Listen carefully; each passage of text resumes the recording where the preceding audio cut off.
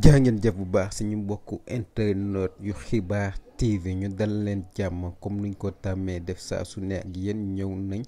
fas leen jox li fam si xibaar si bésu tey bi xibaaru tey na dañ koy tàmmalee ak wàllum politique notamment kii di Boun Abdallah Dionne nekkoon fi ancien premier ministre bu Macky Sall comme ni nga ko xamee moom dafa bokkoon si candidat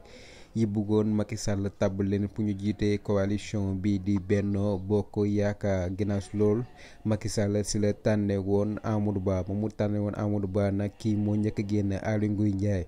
ñu teg si ay fan kii di Mame Boye Diao tamit génn moom tamit fësal boo xam ne day nekk candidat élection présidentielle yu 2024.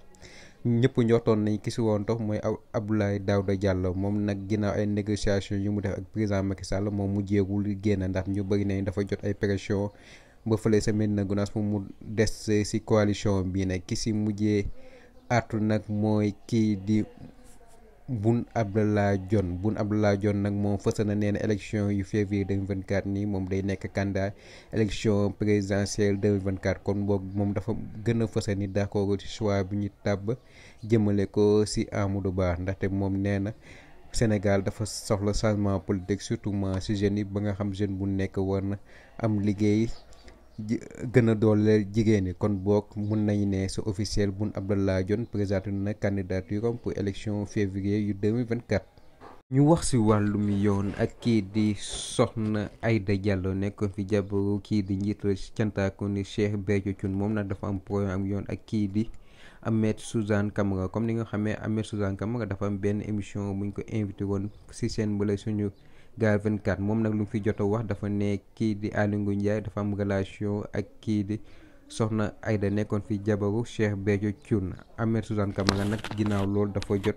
benn citation direct ndaxte moom sax jot na ko confirmer ndaxte moom mooy dem bay wax ni kii ni Soxna Aïda bu demee bay organiser cant te amul si ndigalu xalif Sénégal des mourides digganteem kii mu Aly Ngouille Ndiaye moo tax kàddu yooyu nag neexul kii di Soxna Aïda Diallo moo tax mu envoyé ko citation directe xanaa ñu wéy di topp histoire bi di xool fu ñu mujjee. ñu wax ci kii di président de la république Macky Sall comme ni nga xamee moom fan yëpp mooy woon fële sa New York woon fekkee assemblée générale bu ONU bi comme ni nga xam moom visite New York ren bii nag xawul neex ndaxte boo militant patriote dañ ko xaw a sonal topp nañ ko fépp ba buntu hôtel la ñuy dem sax di manifester ndaxte mun nañu ne visite bu xaw a mouvementé la mais moom nag accordé na benn interview chaîne bi di France 24 ak RFI moom ñëw na ci sujet yu bëri wax na ci Niger wax na ci surtout kii di Ousmane Sonko moom nag bañ ko laajee ci emprisonnement Ousmane Sonko nag nangu ci tontu ne ndaxte mënu ci wax ne procédure judiciaire bi dafa nekk toujours en cours moom nag ci dissolution parti parce que wax na nee na loi bi lañuy appliqué dans sa rigueur nee na nag di gën a tax ñu def tas parti bi di Pastef nee na parti mënoo nekk ci dëkk di woote chaque jour appel à l'élection ak destruction de l'État moom nag jeexal na ci wàllu mooy lu bëri di njort pour mu jiite benn jour organisation bi di ONU nee na loolu dina ko def xanaa fekkee dëkk yu bëri di ñëw booloo laaj ko pour mu